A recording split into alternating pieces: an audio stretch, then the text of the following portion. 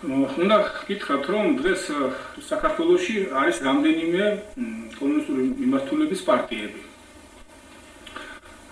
ეს განსაკუთრებით გამოიკვეთა, როდესაც არჩევნები ტარდებოდა მაშინ.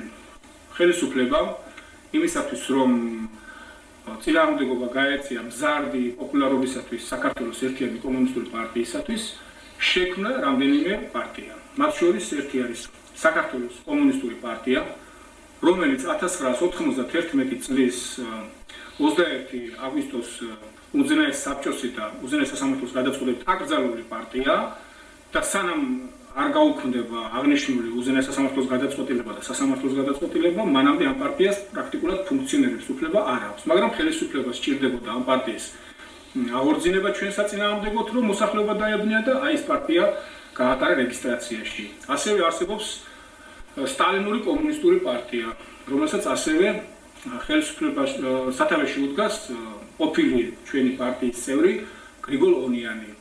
ამ პარტიის მიზანიც იგივე იყო. არჩევნებში, სხვათაშორის ორივე პარტია არჩევნებში მხარს უჭერდა ბატონ ედუარდ შევარდნაძის კანდიდატურას.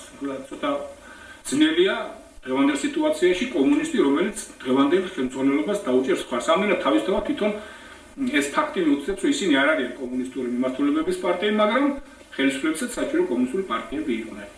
ქარელის რაიონში პრაქტიკულად მხოლოდ ფუნქციონირებს საქართველოს ერთიანი კომუნისტური პარტია. ეს რაიონულ კომიტეტში არის აღრიცხვაზე დგას დაახლოებით ამ წუთში 450 კაცი. უნდა გითხრათ, რომ არჩევნებამდე უფრო დიდი რაოდენობა იყო, 700 კაცამდე იყო პირველად ორგანიზაციებში. გვაქვს 28 პირველადი პარტიული ორგანიზაცია, ესე 28 სოფელში ერთადერთი პარტიული ორგანიზაცია. ფუნქციონირებს ესე ბიურო შემადგენლობაშია 11 კაცი, ცენტრალიზმის რაიკომის წევრია 36 კაცი. აი დაახლოებით ესეთი სტრუქტურული ერთეულია ჩვენს პარტიულ ორგანიზაციაში. არ არის დასამალი, ცოტა დღევანდელმა სიტუაციამ, ასე ვთქვათ, ცოტა ინდიფერენტული მდგომარეობაში ჩააყენა კომუნისტებიც, როცა ხედავენ, რომ პრაქტიკულად შეუძლებელია საღი აზრის გატანა, როცა შეუძლებელია სიმართლის თქმა, ეს ახლა თითქოს მოჩვენებითია, რომ შეგვიძლია ვთქვათ ყველაფერი, შეგვიძლია სიმართლე უთხრათ, რა მნიშვნელობა აქვს ამას? გინდა გითქვია, გინდა არ გითქვია, ამას არავითარი შედეგი არ მოყვება. აი დაახლოებით ესეთი სტრუქტურული მდგომარეობა ჩვენს რაიონში, ჩვენი პარტიის მხრიდან. ახლა ჩვენი მიზანი, პარტიის მიზანი. ჩვენ არჩევნების დროს ნათლად ჩამოვაყალიბეთ ჩვენი სურვილი, გვინდა სოციალისტური წყობილების აღდგენა. სოციალისტური წყობილების აღდგენა, რომელიც გემოს აი სრული ამ სიტყვის მნიშვნელობით ჩვენმა საზოგადოების უდიდესმა უმრავლესობამ უკვე კარგად იცის და უკვე მიხვდა თუ რას ნიშნავს. ეს იყო ხალხის წყობა, ხალხის საზოგადოების წყობა იყო და აი იმათი საზოგადოების აღდგენა გვინდა, იმ წყობილების აღდგენა გვინდა. რა გზები გვაქვს ამისათვის, რითი შეგვიძლია? რა თქმა უნდა, ჩვენ შორს ავართ იმ აზრისაგან, რომ აქ რაიმე არაკონსტიტუციურს მივმართოთ და რაღაცა ძალადობაზე და რევოლუციაზე იყოს საუბარი, მაგრამ ჩვენ გვინდა გამოვიყენოთ ჩვენი კონსტიტუციური უფლებები. აქტიური მონაწილეობა მივიღოთ არჩევნებში, ხალხს გავაცნოთ დღევანდელი მდგომარეობა, აუხსნათ ის სიტუაცია, რაშიც დღეს ჩვენი ხალხია ჩავარდნილი დღევანდელი ხელისუფლების მიერ და აი ამ საშუალებებით, ესე იგი არჩევნების საშუალებებით, მოსახლეობასთან ერთად მისვლის აქტიური პროპაგანდის გზით დავარწმუნოთ ისინი და არჩევნებში გამარჯვების შედეგად მოვიდეთ ხელისუფლებაში. რადგანაც მოსახლეობის უდიდესი უმრავლესობა, უნდა გულწრფელად ითხრათ, დარწმუნდა, რომ აი ის რასაც გვპირდებოდნენ რაღაცა რამოდენიმე ხნის უკან, დღეს ის მართლაც არ რეალურია უკვე და დაინახათ, რომ თავისი ხარჯზე, მოსახლეობის ხარჯზე ხდება რამოდენიმე ათეული თუ ასეული კაცის მდგომარეობის გაუმჯობესება. ახლა ხშირად გვეკითხებიან ხოლმე, აი მოვიდნენ კომუნისტები ხელისუფლების სათავეში, რა იქნება? აი საბჭოთა კავშირი აღდგება თუ არ აღდგება და ასე შემდეგ. ახლა იცით, ისტორიას აქვს თავისი უცნაური კანონები და ვერ გავექცევით, თუნდაც პროფესიით ისტორიკოსი ვარ და ვერ გავექცევით ამ კანონებს. ისტორიაში არაფერი მეორდება. ეს შეუძლებელია, მაგრამ და ვერც საბჭოთა კავშირი იმ პირობებში და იმ საშუალებებში და იმ მასშტაბებში, როგორიც იყო, ვეღარასოდეს ვერ აღდგება. ეს შეუძლებელია, წარმოუდგენელი, მაგრამ ჩვენ გვინდა, რომ აი იმ დიდი შესანიშნავი კავშირიდან, რომელიც მაშინ იყო და ჩვენ საოცრად დიდ წარმატებებს მივაღწიეთ იმ პერიოდისათვის, მიუხედავად იმისა, რომ დღეს მთელი მასობრივი ინფორმაციის საშუალებები ყველა გვარწმუნებს, რომ თურმე ჩვენ ვიყავით ტოტალიტარიზმის ეპოქაში, რომ თურმე ჩვენ საშინელი რეჟიმი იყო, თურმე აუტანელი პირობები იყო, მე უნდა გითხრათ სიმართლე, რომ მოვა დრო და კიდევ ერთხელ ხაზი გაესმევა, რომ აი მაშინ ის პერიოდი საქართველოს რენესანსის ეპოქა იქნება. კულტურის, სპორტის, ხელოვნების, მრეწველობის, სოფლის მეურნეობის დარგში ყველაფერი აი საოცარ დიდი მიღწევები იყო. ამიტომ ჩვენ გვინდა რომ აი აღდგეს ის ეკონომიური კავშირები, აი ეს ახალი კავშირი შეიქმნას, ახალი ურთიერთკავშირები შეიქმნას.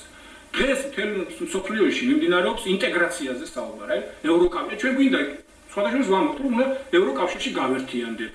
კი ბატონო, აი შავი ზღვის ალიანსი იქნება, იქ უნდა გავერთიანდეთ და ასე შემდეგ. ესე იგი, მთელი მსოფლიოს ინტეგრაცია მიდის სხვადასხვა ჯგუფებში, სხვადასხვა სახელმწიფოებში, რომ ერთიან ინტეგრაცია. აი ევროკავშირი ახლა ახალი ფულად ერთეულნა შემოიღო და ასე შემდეგ და ასე შემდეგ.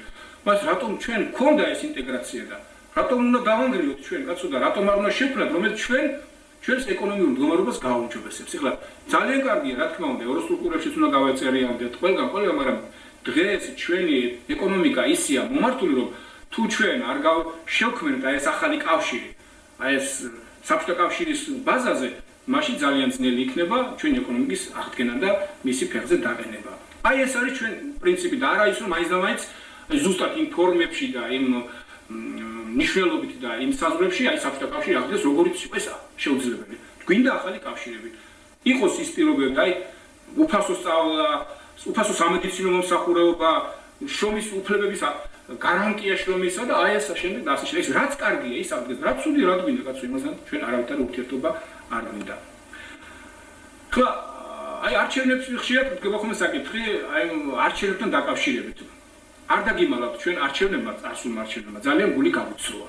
ხლა რაც არ უნდა გვიმტკიცოთ ჩვენმა დღევანდელმა ხელისუფლებამ ყოველ შემთხვევაში რომ აი ძალიან დემოკრატიულები არის, იმდენად არა დემოკრატიულად ჩატარდა არჩევნები, იმდენად არა დემოკრატიულად, რომ ახლა თვითონაც კი ახლა შეიძლება ოფიციალურად ვერ განაცხადოთ, მაგრამ თვითონაც წუდება იმდენად არა დემოკრატიულად ჩატარდა. აი თუ ასეთი პირობები შეიქმნება, მაშინ არჩევნებში მონაწილეობას აზრი არ აქვს. ეს ერთი თქმა. მეორე. ახლა აი ძალიან ცუდი სიტუაცია კიდევ ასეთ, აი როგორი პირობები იქნება არჩევნებისა?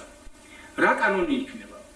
რაღაც ისეთნაირად მე არ ვიცნობ ახლა საარჩევნო კანონს. თუ როგორც ამბობენ რომ აი არჩევნების დროს თურმე რაიონის გამგებელი უნდა დაინიშნოს, საკრებულოს გამგებელი უნდა დაინიშნოს და მხოლოდ აი ეს საკრებულოები იქნება არჩევნობა, ესე არჩევნები საკრებულოებისა იქნება, რომელსაც არაფრის უფლებები არ აქვს, ასეთ არჩევნებში მონაწილეობას აზრი არ აქვს. თუ იქნება ის რომ ესე იგი გამგებელიც უნდა არჩევნებით აერჩიონ, საკრებულოს თავმჯდომარეც არჩევნებით უნდა აერჩიონ, რეგიონალური ხელმძღვანელობიც ცალკე უნდა აერჩიონ, მაშინ მართლაც არჩევნებში მონაწილეობას უფლება აქვს, იმიტომ რომ არჩევნებში გამარჯვებულ პიროვნებას სხვანაირი უფლებები და სხვანაირი მოთხოვნები აქვს. აი ვისარგებლებ შემთხვევით ერთსაც ვიტყვი, რომ დღევანდელი ხელისუფლების ერთ-ერთი ყველაზე დიდი შეცდომად მე ასე მიმაჩნია ეს რეგიონალური სამსახურებების შექმნა და ეს გუბერნატორები და აბსოლუტურად ზედმეტი რგოლი. აბსოლუტურად ყველა მიცისებს. სულ ყველა მიცის. მაგრამ ვიღაცისა და რაღაცის გულისათვის არაფერს არ ამბობს. სულიად ზედმეტი რგოლი, არა აი თუნდაც აი დღეს ჩვენმა ხელისუფლებამ ვიტყვა ჩვენ რაიონის მაგაზე. ერთი დადებითი როლიც კი, რომელიც ამ გუბერნატორებმა გადაწყვეტეს ჩვენ რაიონში, რომელიც მათ არ შეეძლოთ. არაფერი, აბსოლუტურად არაფერი. აი ასეთ პირობებში ჩვენ შეგვიძლია მივიღოთ მონაწილეობა არჩევნებში. ხა რა ურთიერთობა გვაქვს ჩვენ დღევანდელ რაიონის ხელისუფლებასთან? ძალიან კარგი ვარ დაგემალოთ, მეგობრული ურთიერთობა გვაქვს ჩვენ ყოფილი თანამშრომლები ვიყავით, ერთ დროს ერთად მუშაობდით, ახლა ამ შემთხვევაში მე ბატონ თემურისთან ძალიან ახლო ურთიერთობა გვაქვს, მეგობრული დამოკიდებულება გვაქვს.